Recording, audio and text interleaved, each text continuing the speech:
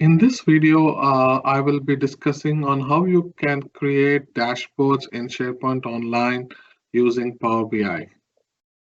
Creating dashboards in SharePoint Online, currently there are three different ways on how you can actually create a dashboard in SharePoint Online. Particularly, I'm talking about the modern UI.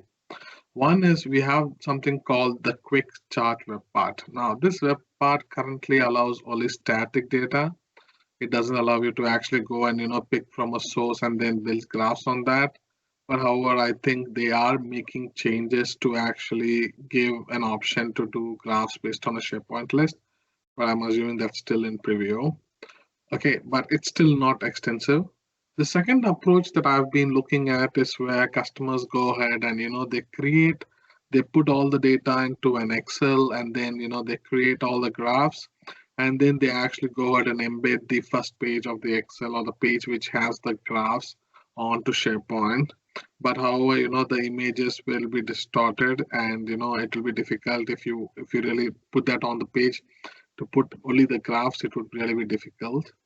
The third option that I've seen, and most of the time we recommend, is to actually go ahead and create these dashboards using Power BI, and then you actually go ahead and embed this Power BI onto SharePoint Online or a SharePoint page. So we will be looking at this option today. We'll go into detail. Now, some of the prerequisites that you must be aware when you want to go with this option. First is you must have Power BI Pro license. I'll show you how do you know whether you have a Power BI free license or a Power BI Pro license. If you don't have a Power BI Pro license, you will not get the option to actually get a SharePoint URL or get a publish URL for SharePoint. That's one. And the other one is now because you have SharePoint and you have Power BI, and both of the authentication is different. You need to actually grant users access to your SharePoint site. You need to grant users to your Power BI report. Now, if you don't have a Power BI Pro license, you will not be able to share your report. Okay. So that's required there. So that's what I was talking, the third point. And the fourth point is you will need Power BI Desktop to actually go ahead and design and publish your dashboard. Okay, so let's move on to the demo. Now, the first thing I want to show you is, hey, how do you know whether you have the license? So if you click on your image and you go to your My Account, and if you look at your subscription, if you have Power BI Pro, then you're well and good. In most cases, you would only be having Power BI free, but this would not help us in this case. Our recommendation is just make sure that you have a Power BI Pro license. So that's the requirement. Okay, now let me go ahead and give you a brief description about what we are going to do today. So I have a SharePoint list, and I have something called an issues list, which actually has a couple of issues, just some sample issues. So what we wanted is we want to get some dashboard out of this and then create those dashboards or graphs, put it on the home page. So for this, what I've done is I went to Power BI Desktop. Okay, I'll just show you how I got this data out here. You go to Get Data, you go to More, and you look for Online Services, SharePoint Online. You're given the name of the site. So once you'll be asked for the name of the site. So given the name of the site, and in the next page, you'll be asked for the authentication. In the authentication, just make sure that you select the Microsoft account, not Windows or anything else, and then log in with your Office 365 credentials. Once you log in, you will find a list of all the lists that are available in that site. And remember here, enter only the site URL. So once you log in, it will give you a list of all the lists that are available in your site, and you select the list so that it will actually show up here. So once you have this here, you can just go ahead and based on the data in this list, you'll actually be able to go ahead and create these graphs. Now, once you actually create these graphs, what should you do next? Now, You need to, if you go now, just go back to Power BI. Let's say go back to Power BI from your start icon and just go back and just look at all apps and then look at Power BI.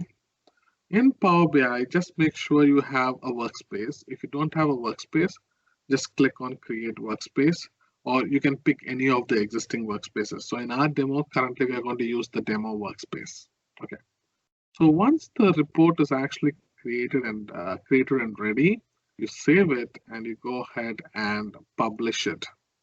So when you publish this, what would happen is it will ask you like, where do you want to store this? Where do you want to store this Power BI report? Now you can use the default My Workspace, but in our case, we will go with the demo workspace. So you select the demo workspace and then click on select. So what would happen is this report will actually be pushed to that particular workspace.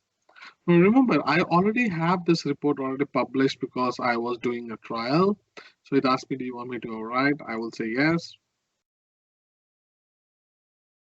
And so now what's happening is the updated report is actually getting published to my demo workspace. Now, once the report is published to the demo workspace, now we go to demo workspace and I go down to reports. Okay, and if you see this, I can see the report. I can see it out here. Now, one thing I recommend is before you actually go ahead and if you're publishing it for the first time, please go to view related, the data set here, go to the settings, and just make sure that you upload, you change the credentials, or you edit the credentials for the SharePoint site. By default, it will show you an error here, but just make sure you edit. And I think you may have to select the OAuth rather than any of the other ones. Okay, so once done that, your report is now really here in SharePoint in Power BI. Now, if you go to the files and you click, see here, you will find something called Embed in SharePoint Online. You click on this and it will actually give you a URL. Copy this URL. Now go to your SharePoint site. Okay, and let's say we want to actually put this image onto the home page.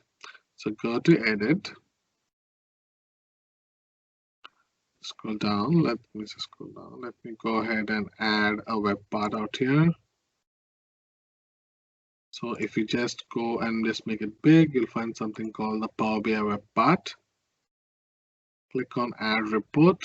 Now paste the URL of the Power BI report out here. Now once you paste the Power BI report, automatically this web part properties will actually load the pages. So what is this page? This page is nothing but it's this page. So if you have multiple pages, you will have an option to actually go ahead and choose which page you want to display. So once done, just say, hey, do you want to see the navigation pane? You want to see the filter pane? For now, I'll just leave it to the default. Click on this. Either you can save it as a draft, or in my case, I'm just going to go ahead and republish. So once done, now my graph is there on SharePoint. But one thing to remember here, now remember that the authentication for SharePoint and authorization for SharePoint and the Power BI are different. So because the users who have access to the SharePoint site may not have access to the Power BI report. So make sure that you go back to Power BI report, you see the report out here, you go ahead and click on the share icon and just make sure you enter the address, and then you actually share it with all the users who needs access to the Power BI report on your site. So with this is how you actually embed a Power BI report onto SharePoint. So let me know if you have any questions. Once again, thank you for your time.